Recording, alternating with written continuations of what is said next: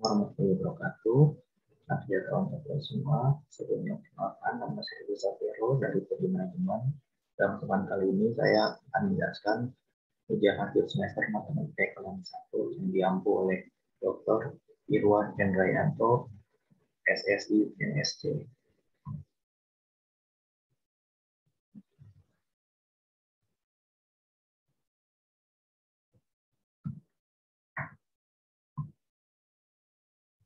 Nah, pertama, ini adalah soal nomor 1.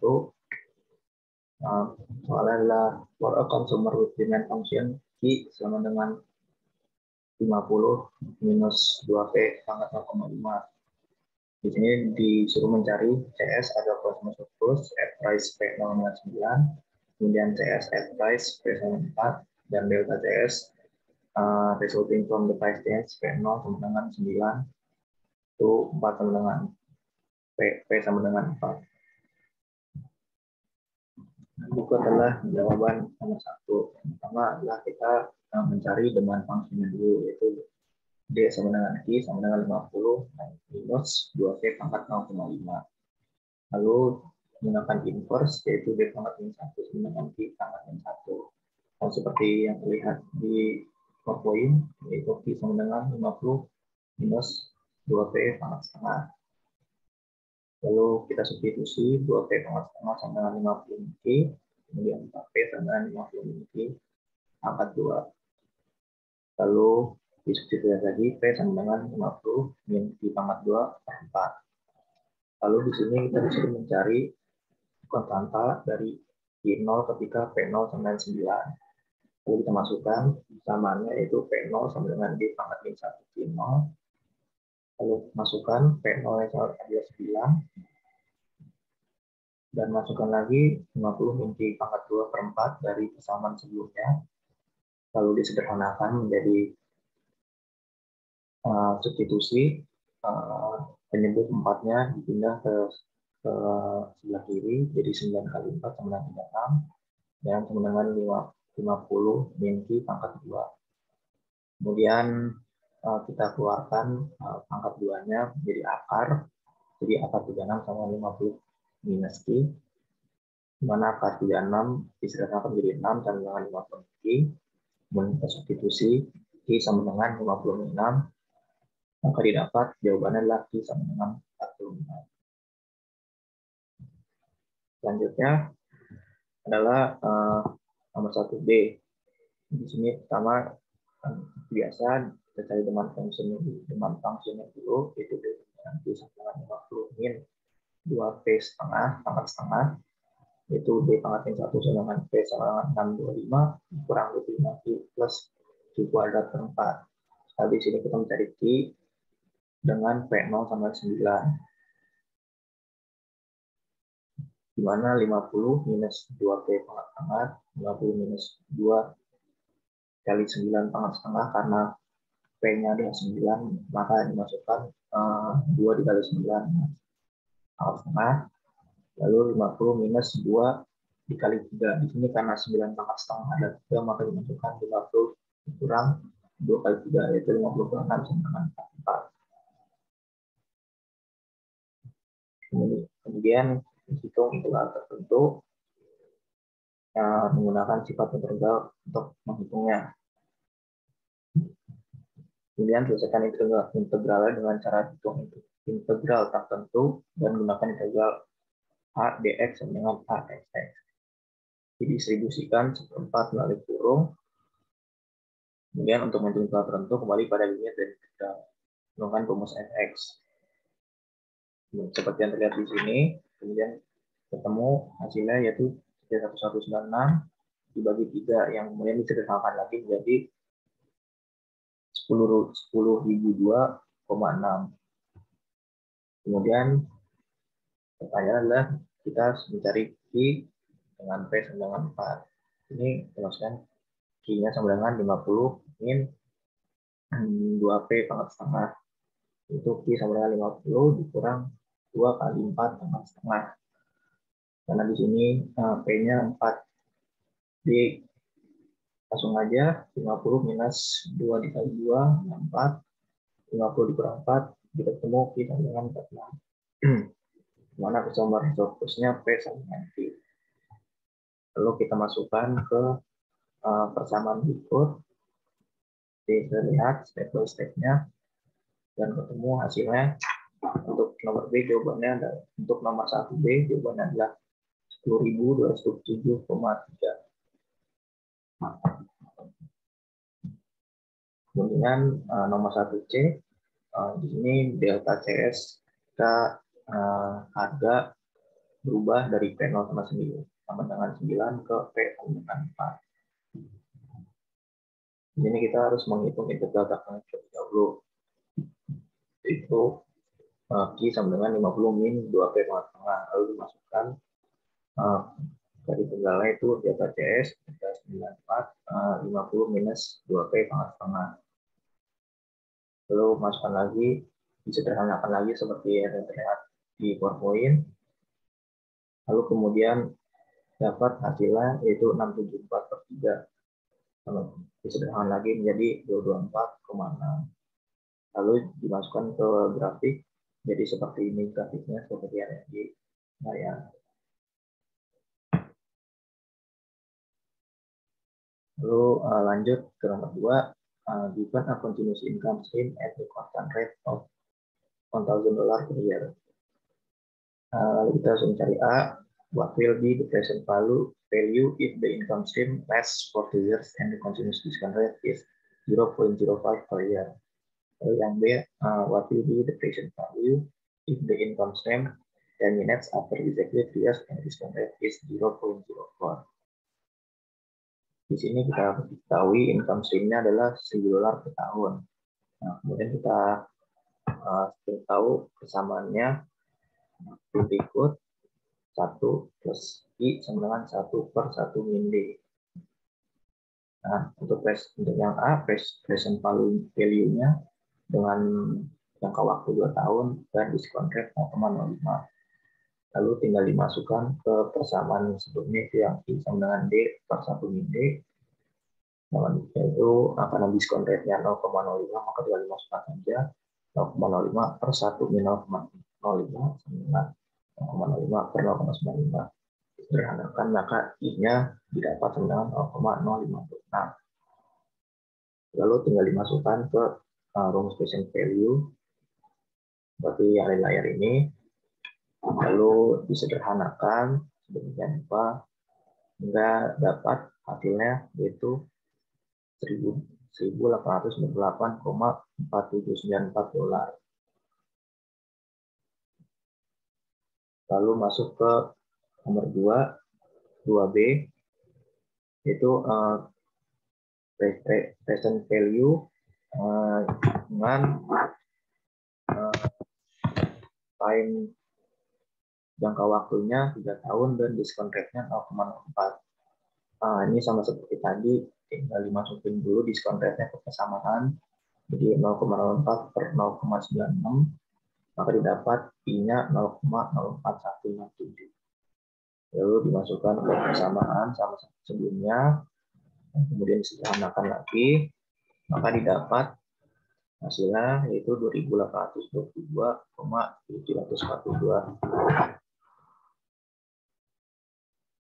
Lalu yang ketiga, in a two industry economy, it is known that industry one uses 10 cents of its own product and 60 cents of commodity to produce $1 worth of commodity 1.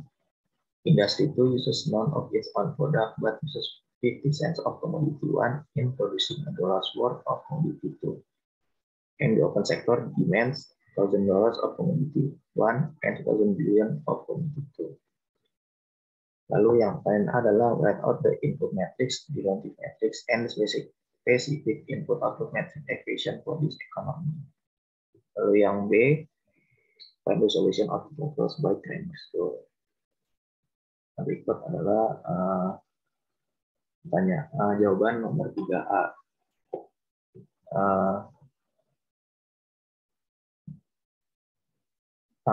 Selesaikan persamaan untuk I1. Lalu I2, di mana I1 minus I1 keterangannya I2 minus I2.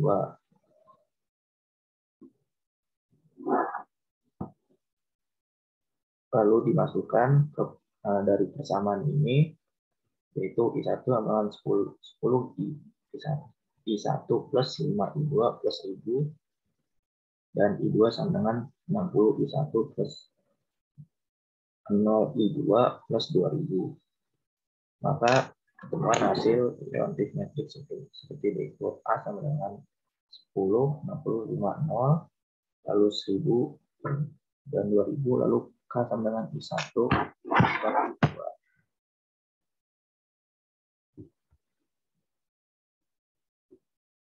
Nah, berikutnya famous rule. Pertama kita dapat equation berikut. I1 sama dengan 10 I1 plus 5 I2 plus 1000, I2 sama dengan 60 I1 plus 0 I2 plus 2000 sama seperti sama sebelumnya. Lalu kita masukkan koefisien matriks, determinan koefisien matriks seperti berikut.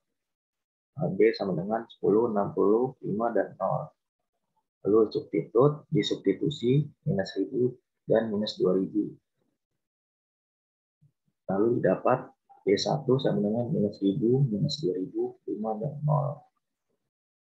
Nah, lalu kita masukkan ke substitusi B, di mana minus 1000, minus 2000 di kolom kedua menjadi seperti ini. B sama dengan 10, 60, minus 1000, minus 2000. Lalu sederhanakan 10 dikali minus 2000 dikurang minus 60 dikali minus 1000 sama dengan 900. Maka I1 dapat sama dengan B1 per D sama dengan 1000 per 3 sama dengan 333,3. Lalu untuk I2 sama dengan B2 per D, yaitu 400 dibagi 3 sama dengan 133,3.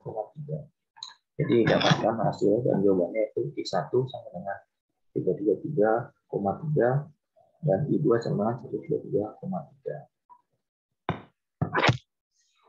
Oke, berikutnya adalah soal nomor 4, yaitu menjelaskan hasil paper kelompok. Di sini saya dan kelompok mengambil paper yaitu Strava Relative Length, The Political Economy of Input-Output Economics. Yang pertamanya adalah latar belakang dari materi tersebut. Ekonomi input-output menjadi suatu cabang ilmu ekonomi yang sangat penting di dunia. Sejak karya rintisan relatif ditemukan pada tahun 1938, 1936, dan 1966. Cuma dengan adanya perkembangan ini meningkatkan ilmu di bidang komputer dan bangun model matematika yang lebih kompleks. Berikutnya adalah rumusan masalah. Di sini adalah masalah mengenai pertanyaan atau topik yang diangkat oleh penulis. Pertama adalah bagaimana teori perencanaan ekonomi sebagai paradigma baru berdasarkan model paling sederhana dari Strava tahun 1960. Lalu yang kedua, apakah aspek kuantitatif dan kualitatif dapat dipertahankan dalam hubungan dialektis dalam sintesis Strava?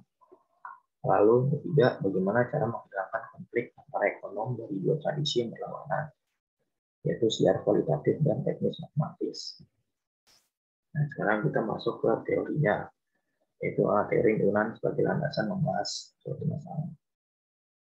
Yang pertama ada Strava contribution. Strava mengenalkan mengenai production of commodities by means of commodities atau PCC. Misalnya contoh dua komoditas seperti yang di gambar ini. Nah, di sini Strava menjelaskan bahwa ada suatu penentuan yang unik yang mengembalikan perkiraan asli dari nilai timah besi dan gandum. Penentuan hubungan kualitatif antara nilai timah yang mengembalikan produk pada kombinasi asli dapat dimodelkan secara matematis dengan bantuan sistem persamaan. Di sini Strava merupakan dua langkah, yaitu langkah pertama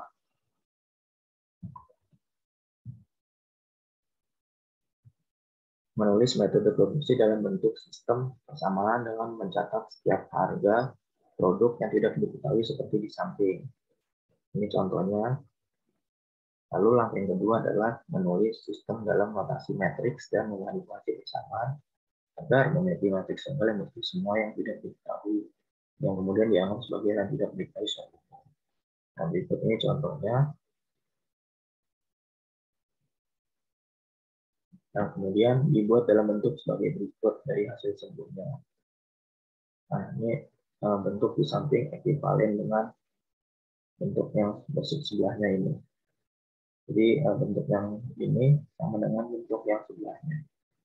Nah, kemudian berangkat dari metode produksi diberikan oleh kadar objektif produksi adalah kemudian untuk menentukan hubungan kuantitatif antara nilai-nilai gunai untuk produk sosial total sehingga masuk input hasil dapat dibentuk.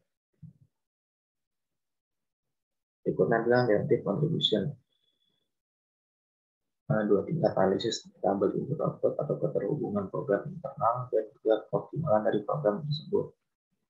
Anda menandakan bahwa dari metrik input menjadi metrik output. Itu pula selanjutnya. Seperti ini contohnya dari pernyataan yang ini. Nah, berikut ini adalah hubungan antara technical coefficient dan harga dari produksi. Dari sini catatan bersama keseimbangan dalam hal nilai. Seperti ini hasilnya. Nah, ini adalah A sama jumlah nilai guna A setelah proses produksi. B, jumlah nilai guna B setelah proses produksi. Dan AA, jumlah nilai guna A yang digunakan di sektor penghasil nilai guna A. AB, jumlah nilai guna A yang digunakan di sektor penghasil nilai guna B. Itu adalah keterangan dari matriks yang ada di sini. Dan kemudian bersama keseimbangan tersebut dapat ditulis dengan notasi teknikal koefisien bila masing-masing sama dibagi dengan A, B, dan K. Kemudian disusun ulang dengan mencatat PH sebagai harga referensi PH sama dengan 1. Ini berikut adalah contohnya. Nah, kemudian PH diambil sebagai harga referensi PH sama dengan 1 dan masih akan dan menghilangkan persamaan pertama dari sistem direduksi menjadi seperti ini dan kemudian disusun ulang menjadi gambar yang sebelahnya. Sehingga jika determinan tidak sama dengan 0, maka solusi yang menghubungkan teknik produksi dan harga adalah seperti berikut ini. Nah, sehingga harga produksi dapat dieksplisitkan sebagai fungsi dari technical coefficient sebagai berikut. Ini contohnya. Jika determinan delta dari koefisien solusi solusinya itu tidak 0, kita punya solusi unik yang berhubungan dengan harga untuk mengatur teknis jumlah produksi. Seperti yang di gambar ini. Jadi kita dapat mendapat harga produksi yang eksplisit di fungsi koefisien teknis. Nah, itu berarti bahwa jika harga sama harga produksi, tabel aliran moneter tipe objek akan mencerminkan dengan tepat kondisi teknis produksi. Nah, terakhir kesimpulan.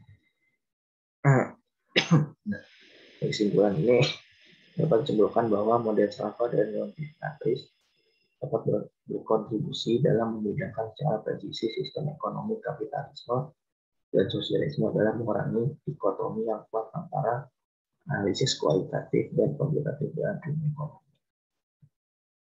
Regulasi politik dari fungsi objektif sistem ekonomi yang mengontrol perubahan paradigma ekonomi atau dari liberalisme ke perencanaan dan pengetahuan tentang modifikasi teknis bersama dengan permintaan cukup untuk perhitungan ekonomi jika ada pelatihan bagi orang yang bekerja untuk menggunakan instrumen ekonomi input. Pengorganisasian dari kontribusi POS Rafa, Wasil Leontief, dan Oscar Lenz membangun kebijakan penting untuk pemenuhan tugas teknis politik dasar ini. Sebagai hasilnya, kami menemukan bahwa persamaan keseimbangan produksi dapat dinyatakan baik secara fisik maupun dalam nilai. Menyatakan bahwa dalam PSTC, hubungan kuantitatif pertukaran antar nilai ekonomi ditentukan oleh struktur teknis ekonomi itu sendiri, karena sistemnya ekivalen. Akan tetapi, sebagaimana telah dikemukakan, alokasi nilai guna pada akhir proses produksi nyata bebas dari ketentuan yang ditentukan oleh koefisien yang ada. Maksudnya adalah bahwa di PSTC, seperti di sirkular diagram polikronik, dianggap bahwa proses tersebut harus diulang tanpa batas atau seperti yang disebutkan terjadi siklus yang terus-menerus. Hal ini memaksa kuantitatif konten nilai genap menjadi keterlibatan koefisien produksi yang berasal dari metode produksi asli. Sekian penjelasan dan presentasi dari saya. Lebihnya mohon maaf. Assalamualaikum warahmatullahi wabarakatuh.